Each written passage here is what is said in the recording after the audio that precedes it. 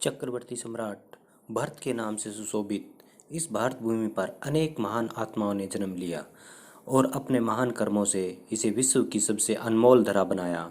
ऐसी ही एक महान संतान को इस पवित्र धरा ने 1163 ईस्वी में जन्म दिया, जिसका नाम था पृथ्वीराज चौहान। जी हाँ दोस्तों, आज हम बात करने जा रहे हैं मध्यकालीन भारत के उस महान नायक की, जिसकी शौर्य गाथाओं से आज भी विश्व के युवा प्रेरणा ले रहे हैं। पृथ्वीराज चौहान राजा सोमेश्वर और रानी कर्पूर देवी के पुत्र थे। इनकी एक बहन पृथा और एक भाई हरिराज थे।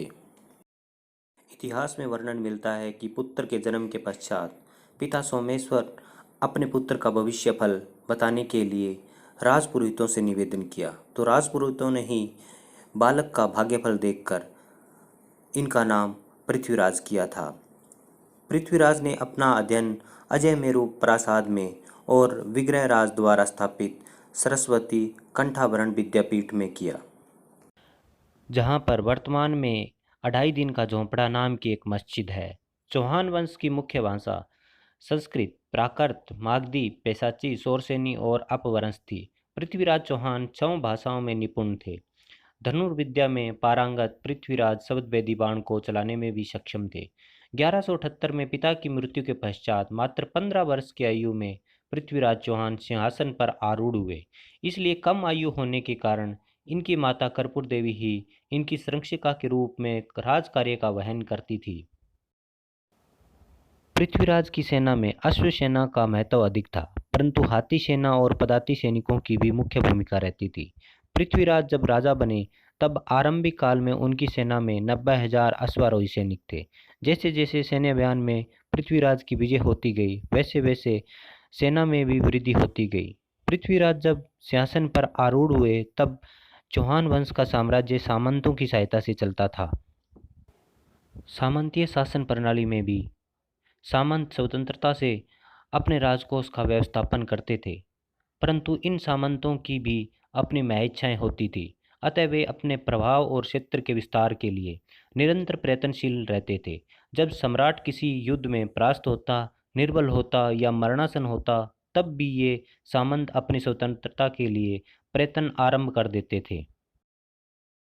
जब पृथ्वीराज चौहान सिंहासन पर आरूढ़ हुए तब अनेक सामंतों ने अपनी स्वतंत्रता के लिए युद्ध की घोषणा कर दी, परंतु सेनापति कैमास और भुनेकमल की सहायता से पृथ्वीराज चौहान की माता ने उनके इस आक्रमण को विफल कर दिया। उसके बाद विग्रहराज के दूसरे पुत्र नागार्जुन ने अजयमेरु प्रासाद राज्य के उत्तराधिकारी के रूप में विद्रोह कर दिया और इसके बाद कई सामंतों ने एक साथ मिलकर पृथ्वीराज पर आक्रमण कर दिया, परंतु पृथ्वीराज की सेना ने उसे बुरी तरह मार भगाया। इस तरह पृथ्वीराज ने अपने उत्तरवी सामंतों का दमन कर राज्य में शांति स्थापित की। इसके पश्चात पृथ्वीराज चौहान ने अपने विजय अभियान की शुरुआत की। बदानक प्रदेश पर उस समय राजा स्वर्णपाल का शासन था।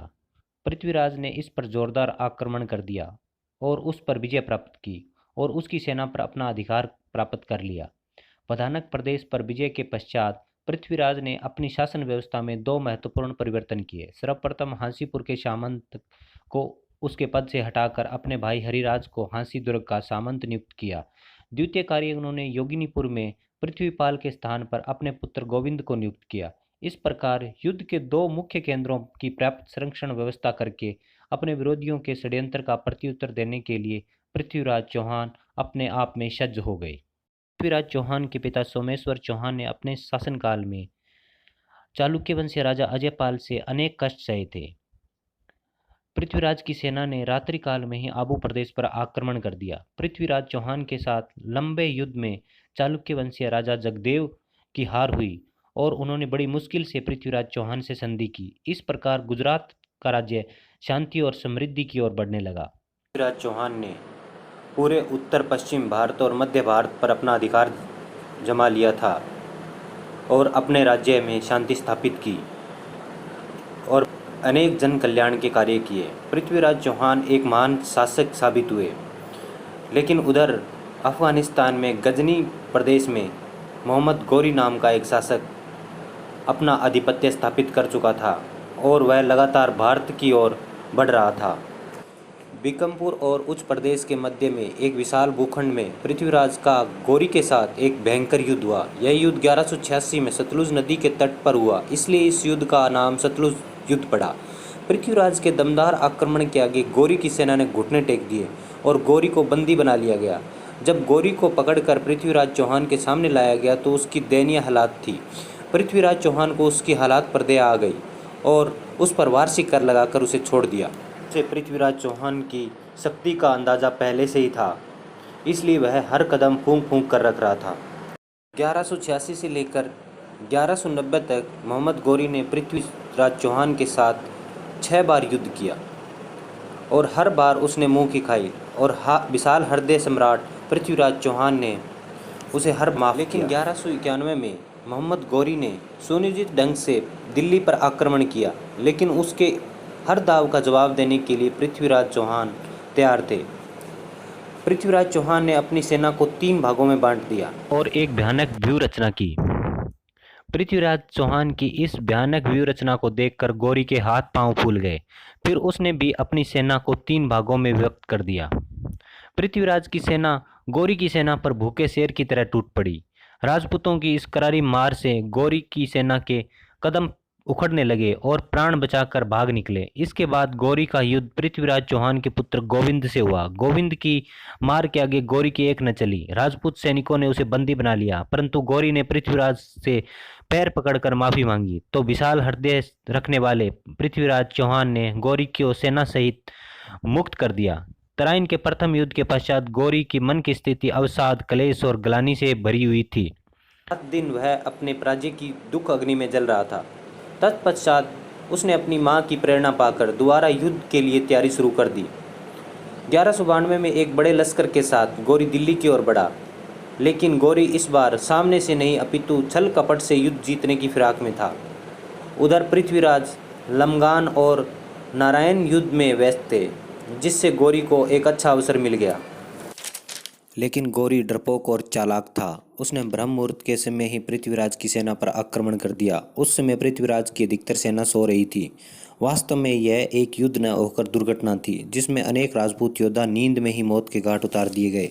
परंतु राजपूत योद्धाओं ने अपने शौर्य से गौरी की सेना के छक्के छुड़ा दिए। यह देखकर गौरी ने अतिरिक्त 22,000 सैनिकों को युद्ध के मैदान में उतार दिया। उधर पृथ्वीराज के कुछ पदाधिकारी और सीमावर्ती राज्यों के राजा पृथ्वीराज के खिलाफ षड्यंत्र कर रहे थे और मोहम्मद गौरी का भरपूर साथ दे रहे थे। स्वयं पृथ्वीराज चौहान भी अपने एक समीपवर्ती विश्वासघाती के शिकार हुए। इस प्रकार आकस्मिक आक्रमण और षड्यंत्रों से थके हिंदू सैनिक पराजित हुए। उस दिन 36 राजवंशों के असंख्य वीर सैनिकों ने अपनी मातृभूमि के लिए बलिदान किया। अनेक बालक अनाथ और स्त्रियां विधवा हो गई। तुर्क सैनिकों ने मंदिर, मूर्ति और पाठशालाओं को लूटकर आग के हवाले कर दिया और उधर महिलाओं के साथ बलात्कार किया। चारों ओर आतंक का माहौल था।